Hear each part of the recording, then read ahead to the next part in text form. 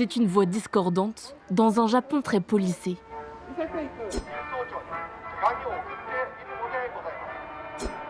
Ces nationalistes revendiquent le retour du Grand Japon, un pays souverain, militairement fort et strict sur l'immigration. Les étrangers qui risquent de troubler l'ordre public au Japon ne sont pas les bienvenus. Il y a les Chinois, par exemple, ou encore les Kurdes dont on parle un peu ces derniers temps. La nuit, ils mettent le désordre partout. Et puis ils font des choses qui enfreignent les règles, sans compter toutes les histoires de drogue. Hiroshi Kawahara a créé l'un de ces groupes ultranationalistes il y a 25 ans.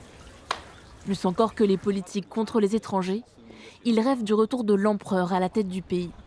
Nous l'avons suivi lors d'un rassemblement. Leur objectif du jour, honorer les soldats japonais morts au combat lors de la Seconde Guerre mondiale.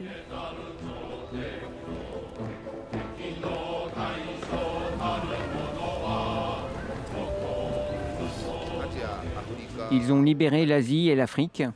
Et surtout, ils ont permis au Japon d'assurer sa dignité et son autodéfense. Même si la défaite a eu lieu, c'est un jour de grande fierté. Un événement perçu comme une provocation par les pays voisins. Pour les historiens à l'étranger, les Japonais n'ont jamais libéré l'Asie ni l'Afrique. Cette libération est plutôt vue comme une colonisation. Taïwan en 1895, la Corée en 1910 et au début du XXe siècle, l'occupation aux Philippines, en Malaisie ou encore en Mandchourie, une région au nord de la Chine. Au Japon, un vent nationaliste semble souffler de nouveau. En octobre dernier, Sanae Takaichi, figure de la droite ultra-conservatrice, est élue première ministre. Elle veut limiter l'immigration et augmenter les dépenses militaires du pays. Ce climat politique libère la parole raciste d'une partie de la population.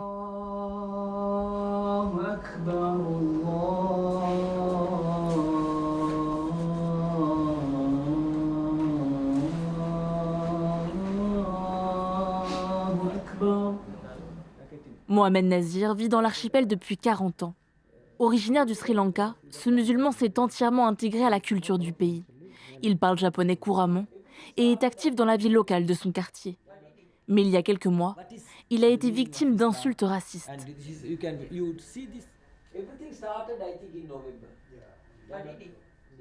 Je n'ai jamais pensé que je recevrais un tel message au Japon par un Japonais. C'était la première fois de ma vie que je recevais un message comme celui-ci. Et après avoir vécu ici pendant si longtemps, j'étais un peu triste. Ces appels et messages d'insultes ne sont envoyés que par une très faible partie des Japonais, selon Mohamed. Avant l'année dernière, je n'avais jamais entendu ce genre de propos. Vous savez, pour survivre, le Japon a besoin des étrangers. Et si nous devions d'un coup tous partir, le Japon devrait fermer la plupart de ses usines, ses industries et même ses magasins. Le Japon, pays de 122 millions d'habitants, est une société vieillissante, confrontée à une pénurie de main-d'œuvre. L'archipel est aujourd'hui contraint de s'ouvrir timidement, après avoir été historiquement replié sur lui-même. À Kawaguchi, en banlieue de Tokyo, certains se plaignent de la communauté kurde, jugée trop importante selon eux. Ils représentent 2000 des plus de 600 000 habitants.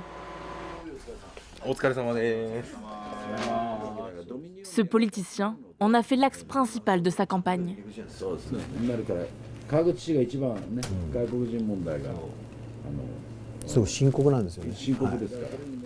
Candidat d'extrême droite, il espère être élu maire de la ville. Il ne veut pas que le Japon suive le modèle occidental de l'immigration. Lorsqu'un Japonais fait une demande d'aide sociale, il y a souvent des complications et la demande est rarement acceptée. En revanche, pour les étrangers, les aides sont accordées beaucoup plus rapidement. Si je deviens maire, je m'engage à mettre fin à cette situation. Confronté à une immigration grandissante, le Japon n'a aujourd'hui plus le choix. Selon cet expert, le gouvernement doit mettre en place une vraie politique d'intégration des étrangers. Il faudrait instaurer un système d'enseignement du japonais pour les étrangers. Permettre à leurs enfants d'intégrer les écoles nippones pour qu'ils puissent recevoir la même éducation, grandir au Japon et plus tard occuper les mêmes emplois que les Japonais, avec des salaires équivalents. En 2024, le Japon a perdu près de 910 000 citoyens. La conséquence directe d'une natalité au plus bas et d'une population qui vieillit à grande vitesse. La main-d'œuvre étrangère est plus que nécessaire, et pourtant, sur fond de poussée nationaliste, Tokyo continue de durcir sa politique migratoire.